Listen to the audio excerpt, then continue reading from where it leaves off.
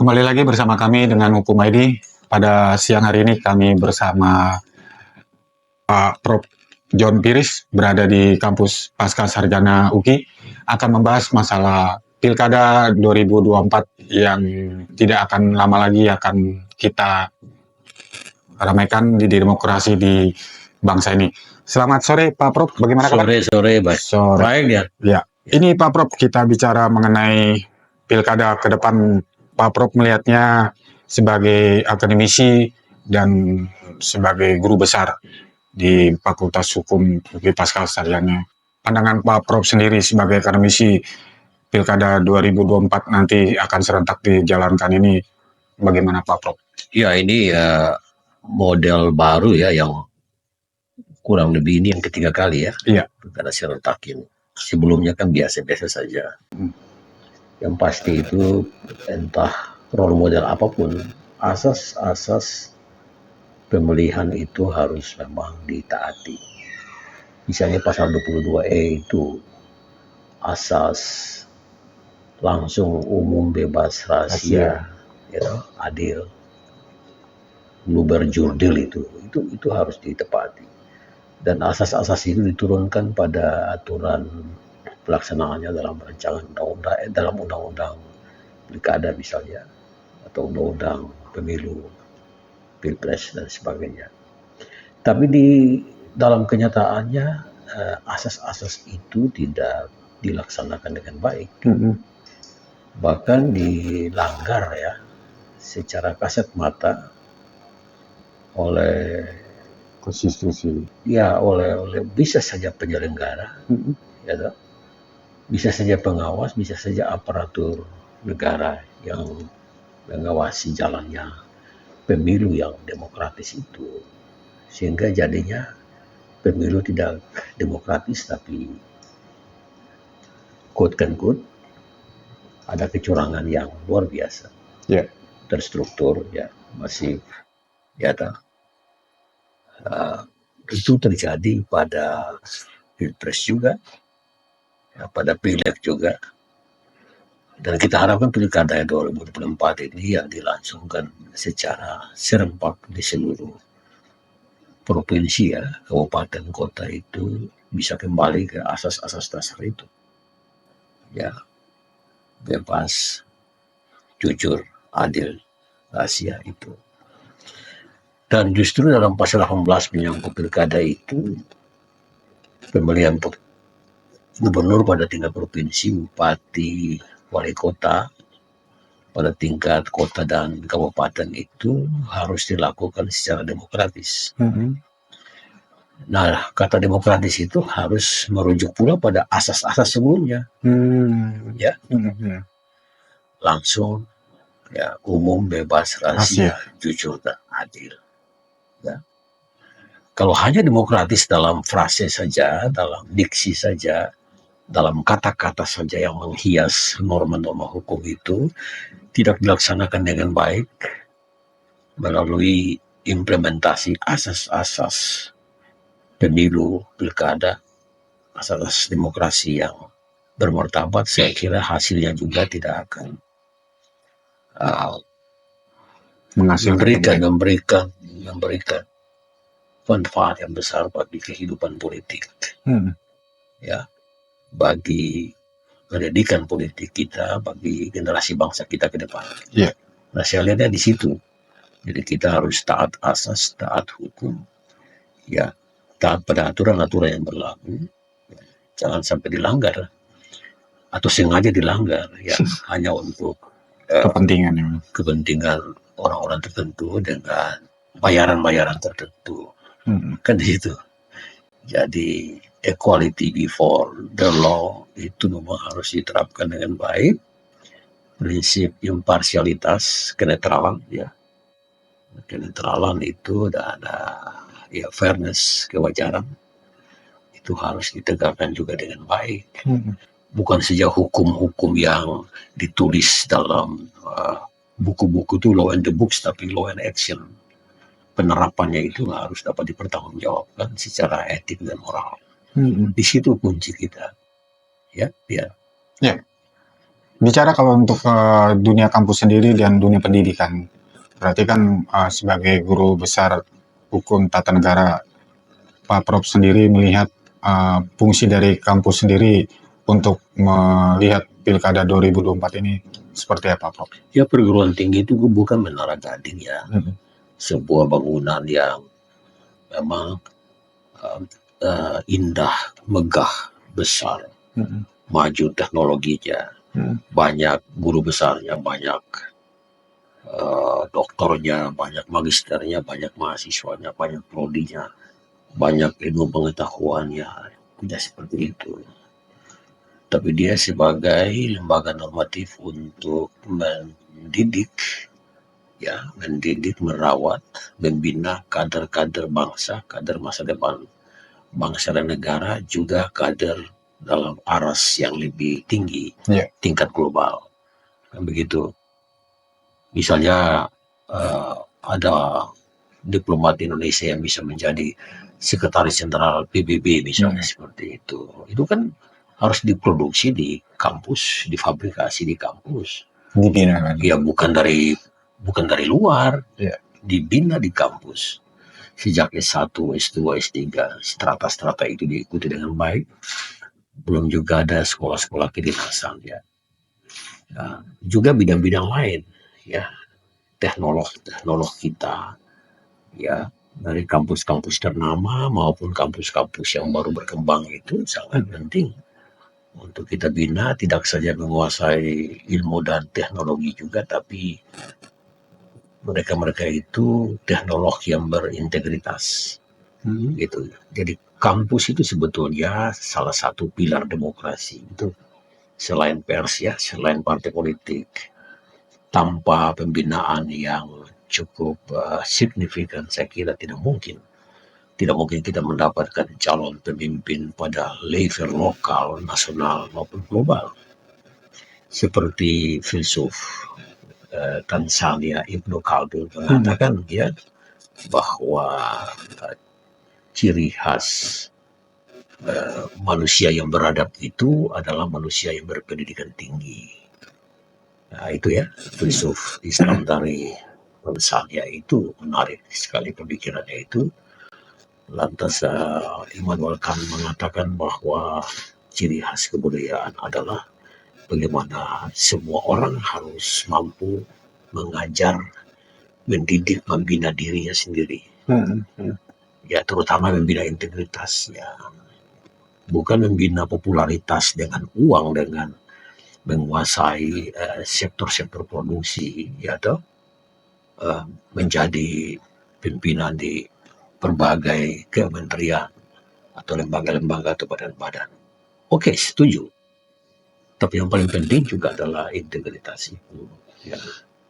Kapabilitas, yaitu kapabilitas dari segi kognitifnya ya, kognitifnya, tapi ada kesebersamaan soal integritas itu, afektifnya. Itu penting ya, sebab untuk apa kampus mencetak banyak Pemimpin, praktisi, pemimpin, profesional, teknokrat, tapi dia gagal dalam membina etika dan moral, attitude-nya. kan begitu. Betul. Ya, jadi nation and character building-nya Bung Karno itu lebih jadi penting. Karakternya itu harus dibangun ya, dirawat ya. Ya, mental attitude-nya, sikap mentalnya itu juga harus dirawat. Kesantunannya, kejujurannya, kerendahan hatinya. Kan begitu. Tugas kampus kan begitu sebetulnya. Tanpa itu saya kira kita akan mengalami kegagalan. Saat ini sudah terjadi kerapuhan, bahkan mungkin lebih ekstrim saya katakan kelapukan etik dan moral bangsa. Ya, tidak sedikit orang yang dipenjarakan karena dia menduduki jabatan-jabatan strategis yang penting ya, sudah mendapat jabatan tinggi ya, pangkat tinggi, gaji tinggi, tapi masih korupsi lagi. Attitude. Ya, sementara jutaan rakyat Indonesia, masyarakat Indonesia masih hidup di bawah garis kemiskinan, garis kebodohan, garis kesengsaraan. Itu harus dilihat dengan sepenuh hati. untuk kita merubah struktur masyarakat itu ya, supaya semua rakyat Indonesia sesuai dengan keadilan sosial bagi seluruh rakyat Indonesia, mereka bisa menikmati keadilan dalam bidang sosial, politik, dan budaya serta ekonomi. Tanpa itu percuma dengan pilkada-pilkada itu, percuma dengan pileg, percuma dengan pilpres itu. Kan begitu. Betul. Ya. Nah, rakyat yang memiliki kedaulatan itu, saya tidak mau mereka hanya berdaulat di dalam bilik suara yang cuma sekitar 3 menit. Masuk, coblok, keluar, Selesai. kedaulatan itu sudah diambil oleh anggota-anggota DPR. Kedaulatan diambil oleh hakim-hakim. Kedaulatan diambil oleh jaksa-jaksa, oleh penyelenggara negara yang lain. Saya tidak mau seperti itu terjadi. Ya. Kedaulatan mereka itu harus kita pupuk. Dengan bagaimana kita mendapat jabatan dari negara, gaji dari negara, uang rakyat itu kita kembalikan itu kepada rakyat. Itu doktrin republik, ya, sistem, ya, kekuasaan pemerintah negara kan republik. Kembalikan itu semua berkat yang kita dapat dari Allah Sang Pencipta itu dan dari negara itu untuk warga negara. Sebab negara itu tidak akan ada kalau tidak ada rakyat. Pemerintah juga tidak akan ada kalau tidak ada rakyatnya. Jadi rakyat itu subjek utama dari negara itu. Anda tidak bisa melihat negara itu. Negara itu abstrak. Yang bisa dilihat dan diraba adalah 3 unsur. Unsur wilayahnya, rakyatnya, pemerintahnya. Kan begitu. Betul. Oke, kalau wilayah itu dia statis ya. Sudah ada Tuhan, itu ciptaan Tuhan itu. Rakyat juga ciptaan Tuhan sebetulnya. Pemerintah juga ciptaan Tuhan melalui proses demokrasi itu. Jadi terus terang saja saya katakan bahwa menempatkan posisi rakyat sebagai subjek dari demokrasi, subjek dari pembangunan nasional sebagai pengembangan Pancasila itu lalu menjadi penting. Sesuatu yang sangat signifikan. Kita pelihara, kita rawat terus-menerus. Ya? Yeah. Nah, kembali lagi. Jadi untuk mencari seorang kepemimpinan, berarti kan dikembalikan lagi dengan SDM anak mudanya, Pak. Pak Prof. Jadi fungsi dari kampus sendiri untuk bisa menciptakan itu supaya tidak terjadi lagi yang Pak Prof katakan mulai etika moral kembali lagi. Iya. Bagaimana Pak Prof? Saya mulai dengan diri saya ya. Saya mengajar itu kalau 2 semester sekitar 2 SKS sekitar 1 jam. Kalau 3 SKS sekitar 1 jam 30 menit. Ya. 1 jam itu kognitifnya. Oh, kognitif ya. Ya. Setengah jam itu adalah motoriknya dan afektifnya. Jadi 1 jam pertama itu kita berikan kepada dia itu perspektif keilmuan sesuai dengan peminatannya, konsentrasinya. Kita gali ilmu pengetahuan itu sedalam-dalamnya, ya. Diskusi secara dialektis, tesis, antitesis, sintesis. 30 menit kemudian itu kita masuk dengan masalah-masalah etika dan moral, peradaban, kemartabatan, ya, adat, akal, akhlak. Bahkan bagi untuk mahasiswa-mahasiswa yang beragama di luar Kristen itu, akhlak juga kita harus ingatkan kepada mereka, jadilah tokoh-tokoh Islam yang memang berguna bagi bangsa dan negara. Jadilah tokoh-tokoh Kristen, Katolik, Hindu, Buddha. Di sini kan banyak UKI banyak. Betul. UKI kan universitas kebangsaan itu. Sesuai dengan ajaran agamanya dan Pancasila terutama. Ya, sebagai dasar negara, ideologi negara, sebagai stat fundamental norm, sebagai filosofi, grondslag, banyak gitu. Sebagai ide, ya, gagasan-gagasan hukum yang adekuat, juga sebagai pandangan hidup, sebagai jiwa bangsa, force gates, ya, itu yang kita harapkan ke depan ya. Jadi yang dihasilkan oleh perguruan tinggi itulah adalah tinggi iman, tinggi ilmu, Iya. tinggi pengabdian, atau tinggi amal. Oh. Kan begitu. Kita harus, setelah kita dididik di perguruan tinggi itu, kita kembali membangun bangsa dan negara itu sesuai dengan talenta dan bakat yang Tuhan berikan kepada kita. Ya, toh? Itu berarti kita harus bekerja dengan hati, mengabdi buat bangsa dan negara, buat masyarakat itu juga dengan hati. Bukan untuk kepentingan Pribadi. saya pribadi, kepentingan keluarga, kepentingan agama saya, kepentingan daerah saya, enggak lah. Tidak, untuk Global kepentingan umat manusia. Kan begitu. Iya. Bagi kemanusiaan, tanpa pandang suku, agama, ras, status sosial. Itu tokoh-tokoh seperti itu yang harus kita, yang punya komitmen yang tinggi untuk kita cetak, ya, supaya bangsa ini menjadi bangsa yang besar, ya, negara ini tetap bersatu sebagai negara kesatuan Republik Indonesia berdasarkan Pancasila dan Undang-Undang Dasar 45. Itu normatif, tapi saya harus mengatakan itu terus-menerus. Kan Harus begitu. terusin ya, Dok. Ya? Harus terus-menerus. Kan begitu. Ya. Terakhir, Prof.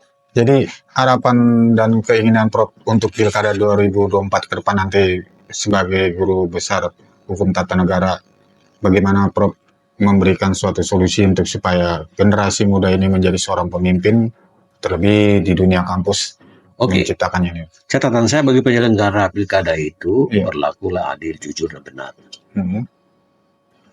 Adil, jujur, dan benar di mata Tuhan, di mata negara, di mata hukum. Ya, jangan berpihak pada orang-orang tertentu, calon-calon tertentu, dengan harapan mendapat sesuatu. Bisa. Tuh, kalau kita lakukan itu berarti kita merampas hak orang lain. Itu dosa yang tidak bisa diampuni, Pak, seperti itu. Ya, toh? Jadi berlakulah adil.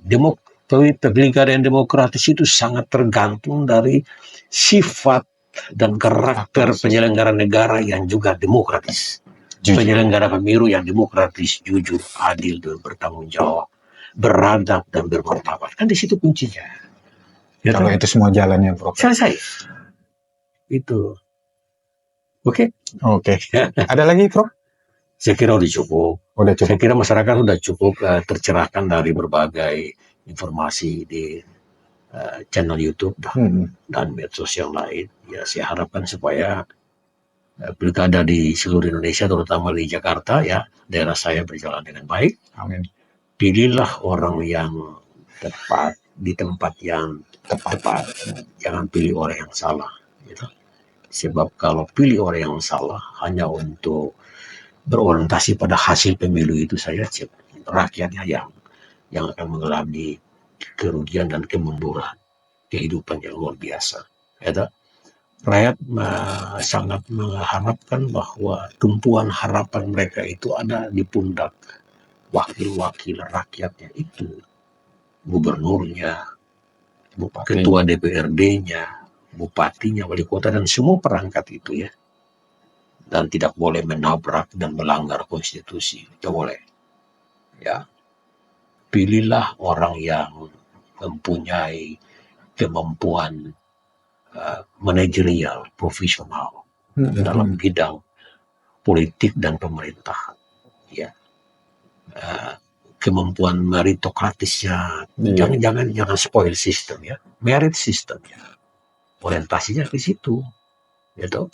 Karena demokrasi itu mempunyai atau harus berdiri di atas 3 fondasi atau ya apa ya dalam ilmu atau filsafat ilmu itu doktrin yang menarik yang sudah berlaku secara global. Kalau kita berbicara demokrasi itu berarti ada keterwakilan, ya, ada keterpilihan, dan ada kapabilitas, ya, kapabilitinya. Ya, keterpilihan oke, sampai seberapa jauh kita dipilih oleh basis-basis dukungan, gitu. Tapi persoalannya dia yang dipilih itu mewakili nggak? Dia mewakili rakyat dengan baik nggak? Kembali kepada tanggung jawab masing-masing. Kemudian harus orang yang mempunyai kapabilitas, kapasitas keilmuannya, pengalamannya, berdemokrasinya, berpemerintahannya. dalam pembangunan di sebuah bidang, ya, kan? Supaya semua berjalan serempak, maka negara Indonesia berdasarkan negara hukum yang bersifat demokratis itu dapat kita pelihara dan tumbuh kembangkan terus ke depan menjadi lebih baik lagi. Oke. Demikian perbincangan kita pada sore ini, ngobrol asik seputar dunia hukum bersama Prof. Dr. John Piris.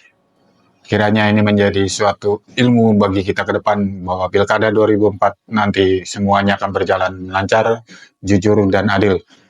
Demikian bersama saya Lian Tambun, kita kembali di program selanjutnya. Sampai jumpa.